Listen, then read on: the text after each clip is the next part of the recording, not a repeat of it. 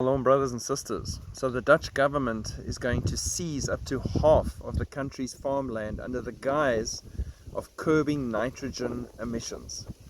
Farmers in the Netherlands are at risk of having their land seized under the guise of curbing supposedly harmful emissions, and the Dutch government has made its goal to seize half the country's farmland. The government of the Netherlands has been given the green light by the EU's main executive body to push forward with a farm buyout scheme that will see the country spend 1.5 billion euros in taxpayer money to drastically cut emissions of nitrogen pollution by seizing livestock farms.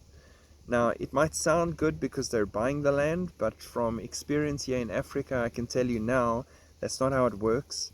Your land might be worth, let's say, 10 million euros.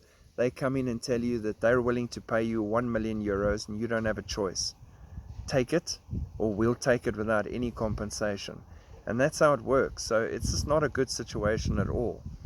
To reach the government's goal by shrinking the country's emissions by 50% in the next 7 years. 7 years, people, takes you to 2030. The final week of Daniel. Always the 7 years or the 2030 that crops up. Up to half of these designated farms will have to be seized because people won't sell. Once the Dutch government purchases or takes away these designated farms, its goal is to halt all work on those farms to prevent them from emitting nitrogen. Shutting down up to half of all farm activity in the Netherlands would not only do nothing to improve the environment, it would also devastate the nation's economy, food supply, not to mention livelihoods of thousands of Dutch people who make a living in agriculture. So you see where the actual plan is kicking in here.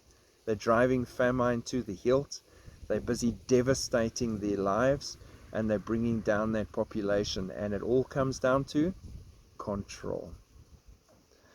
It is just so crazy how absolutely clear and in our faces all this is, and yet we're still struggling to wake people up from their slumber. Like they want to stay dialed into the matrix. God bless.